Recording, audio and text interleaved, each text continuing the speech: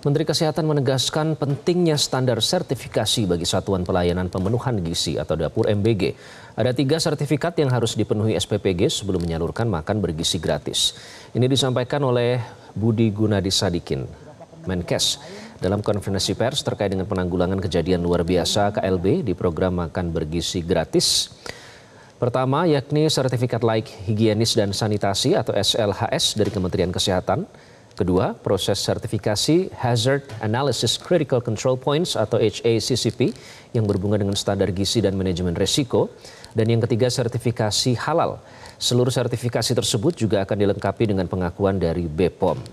Budi menegaskan standar ini penting untuk memastikan keamanan dan kualitas makanan bergizi gratis yang diberikan kepada masyarakat, terutama untuk anak sekolah.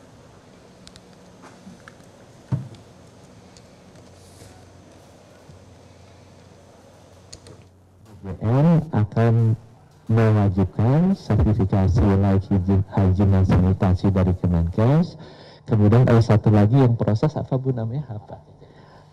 HACCP, yaitu untuk prosesnya terutama berkaitan dengan standar gizi dan manajemen risikonya. Kemudian juga nanti ada sertifikasi dari halal. Nah, ketiga proses sertifikasi ini akan ditambah satu lagi rekognisi dari BPOM. Jadi Kementerian Kesehatan dan BPOM dan BGN nanti akan bekerja sama untuk melakukan sertifikasi. Ini proses standarisasi. Menteri Koordinator Bidang Pangan Zulkifli Hasan menyebut peraturan Presiden terkait tata kelola makan bergizi gratis akan selesai dalam sepekan. Perpres dan Inpers tersebut akan memperjelas pembagian tugas dari setiap kementerian lembaga hingga pemerintah daerah dalam pelaksanaan program MBG.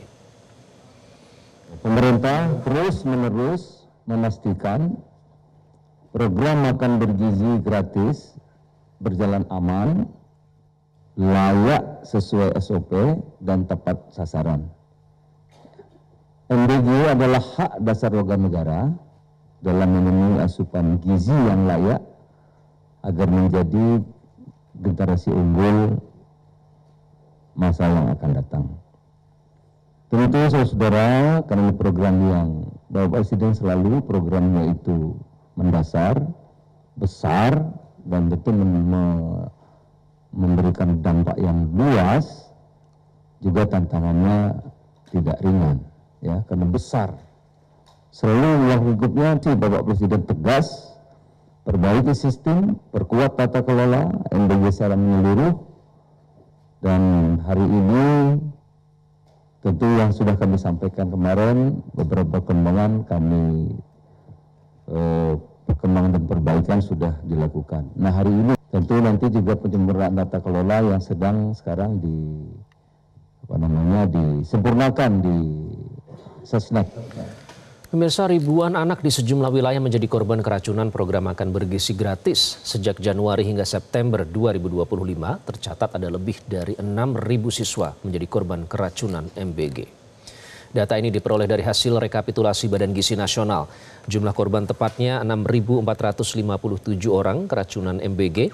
Sejak 6 Januari hingga 31 Juli 2025 tercatat sebanyak 24 kasus. Dan 1 Agustus hingga 1 Oktober 2025 sebanyak 51 kasus. Data ini dibagi menjadi 3 wilayah. Wilayah 1 yakni Pulau Sumatera tercatat 1.307 orang korban. Wilayah 2 yakni Pulau Jawa tercatat 4.147 orang korban dan wilayah 3 yakni Indonesia bagian timur tercatat 1.003 orang korban. Yang terkini jumlah korban di wilayah 2 bertambah 60 korban dari kasus keracunan di Garut. Adapun penyebab keracunan MBG dikarenakan adanya kesalahan standar operational procedure atau SOP oleh Satuan Pelayanan Pemenuhan Gizi SPPG. Salah satunya kesalahan dalam rentang waktu sejak pembelian bahan baku hingga makanan dikirim yang memakan waktu terlalu lama. Proses pengolahan makanan hingga pengiriman makanan yang juga memakan waktu terlalu lama. Atas peristiwa ini, sanksi diberikan kepada SPPG yang dinilai lalai berupa penutupan sementara hingga penyedia mampu melakukan perbaikan sambil menunggu hasil investigasi.